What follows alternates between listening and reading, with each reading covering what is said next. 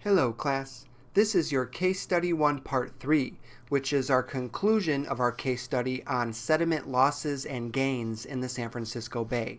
For this last part of our lecture series, we're going to focus on mercury in the mud. So you might have heard that it's a good idea to avoid eating fish from the San Francisco Bay. And even if you haven't heard this is something that is said in the news or even in conversations among local community members. So my question to you is, why do you think this is, and what is it that makes fish from the San Francisco Bay dangerous to consume?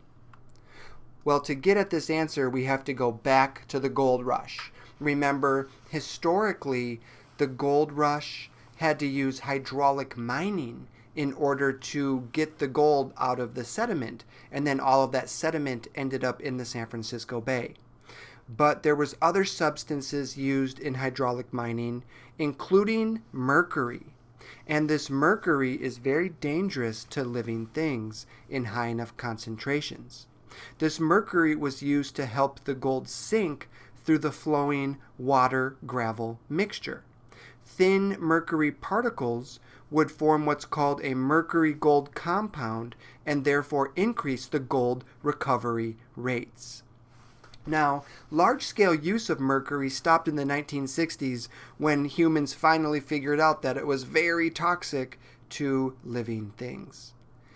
It's estimated that there are over 45,000 metric tons of mercury that has not even been recovered yet from the San Francisco Bay and other water systems. So what are the effects of mercury on humans? Well, mercury is particularly toxic to pregnant women, breastfeeding women, and children. But it is absolutely dangerous to everyone because it can do irreversible damage to the nervous system. So let's look at some historical examples of mercury poisoning. First, some of you might have heard of the Mad Hatter from Alice in Wonderland. Well, this character was based on a real-life condition that happened to people that made hats. So from the mid-18th to the mid-19th centuries, a process called carroting was used in the making of felt hats. Animal skins were rinsed in an orange solution, which is where the term carroting came from, and it formed a different type of compound that would make the fur separate from the pelt. This allowed the hatter to make a felt hat out of animal fibers. However, all of the vapors that arose out of this mercury solution were highly, highly toxic. And in fact, the United States Public Health Service banned the use of mercury in felt in December of 1941. Another example of mercury poisoning is very tragic. It happened in Japan in the mid-1950s, and it's called Minamata disease because it was first discovered in Minamata City in Japan. Now, a corporation had a chemical factory, and they were just polluting the waterways with all of this mercury for over 30 years. They were completely unregulated by the government, and this highly toxic form of mercury called methyl mercury started to bioaccumulate in the different fish of the bay. And these fish were eaten by these local villagers for over 30 years. Unfortunately, it led to many animals and humans dying until the Japanese government finally did step in to prevent this pollution problem. So what exactly does mercury do? Well, it attacks our neurons, and a neuron is a cell of our nervous system. These neurons connect with one another to help us learn, function, and develop. And if these cells are not able to communicate with other neurons around them, then no learning and functioning or developing can happen. Now, when a neuron is exposed to mercury, it does not behave properly. And this form of mercury called methyl mercury is particularly dangerous because it is fat soluble. Once it gets into fat, it doesn't come out. and 2/3 of the human brain is made up of fats. So you can see why mercury causes such a problem. It's not only humans that eat contaminated fish, but also water birds and other animals in the bay as well. Recent research has been published that shows that there is a reduced reproductive success in some animals from eating contaminated, mercury-filled foods. So this picture on your screen shows us the mercury pollution cycle, and I'm going to talk you through how it works. Now, obviously, some mercury is washed downstream from old mining sites into the bay. However, there's mercury in other places as well. Mercury from household hazardous waste can also seep out along with groundwater from our local dumps and landfills into the bay. Metal processing and dumped medical wastes can also contribute to mercury levels. Now, once this mercury gets into the bay, it's very difficult to remove, but it is possible. But mercury doesn't only leach into the waters, mercury can also enter into the atmosphere. So atmospheric deposition of mercury is actually the dominant source of mercury over most of our landscape. And the number one culprit is the burning of coal. Coal releases mercury when it is burned. Once in the atmosphere, mercury is widely disseminated and can circulate for years, accounting for its widespread distribution. And when it rains, some of this mercury vapor that is trapped in clouds will actually come back down into bodies of water, thus contributing to the pollution cycle. Once mercury is in the water, for example from gold rush sediment, it settles to the bottom where bacteria consume the mercury and create the form called methylmercury. And this process is a biochemical process called methylation. From there, the methylmercury is consumed by plankton, which are then consumed by filter feeders and small fish, which are consumed by larger fish, which are consumed finally by top predators, which includes birds and very large fish and even humans.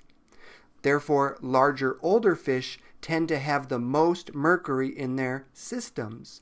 And this is the concept of both bioaccumulation and biomagnification. Bioaccumulation is defined as the accumulation of mercury in an individual organism's tissue over time. Remember, we tend to store mercury fairly easily in the body because it is fat soluble. On the other hand, biomagnification is defined as the increase in concentration of a substance in living tissue as it moves through the food chain or the food web.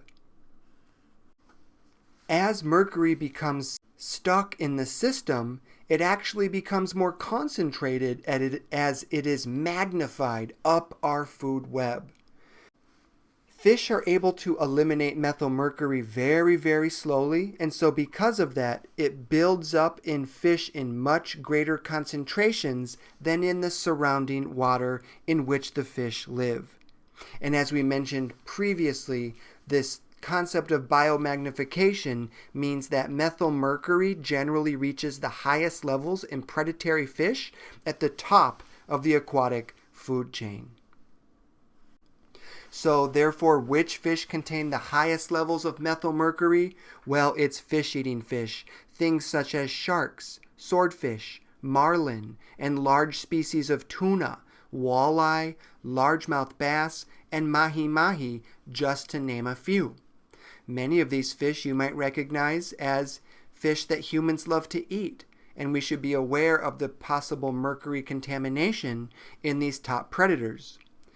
Methylmercury leaves slowly over a period of several months, mostly as inorganic mercury in the feces of these animals. However, once humans eat it, it can take a while for this to get out of their body. And if they keep eating fish regularly, it can be a hard and long time before humans can recover from this mercury poisoning. It's not just mercury in the water either. There are lots of different chemicals that we find in the San Francisco Bay from runoff. Now, from the Environmental Protection Agency, there's lots of data. And under the Clean Water Act, calculations for total maximum daily load must be made for all bodies of water to assess if water quality is at a safe level. And this total maximum daily load is not always very healthy for the San Francisco Bay. There are many places in the San Francisco Bay that constantly have elevated levels of copper, mercury, nickel, and even invasive species. So how do we clean it up? Well, the number 2 strategies are 1, prevention, and 2, mitigation. If we can prevent mercury from getting in the water in the first place, that is an important step. And that means we need to dispose our household hazardous waste responsibly. And second is mitigation. Support legislation that addresses the cleanup of mercury so that we can have a healthier, functioning ecosystem. The San Francisco Bay has been in a remediation strategy for the last decade, in which we have been going through a cleanup plan and trying to remove this mercury that was the result of old mines, businesses, and sewage treatment plants. It's a tough job to clean, but it is possible with enough financing and motivation. All right, so as our final question for our first case study of this class, I want you to consider this. What is considered safe? Let's say your classmate in environmental science tries to argue with you. They say, yes, mercury is dangerous, but it's been a long time since the gold rush, so mercury is no longer a problem, and fish in the bay are now safe to eat. Would you agree or disagree with this statement? And make sure that you back up your answer with evidence, all of the evidence that has been presented to you over the course of this lecture series. All right, that's it for our case study number 1. Please email me with any questions, and thank you very much for listening.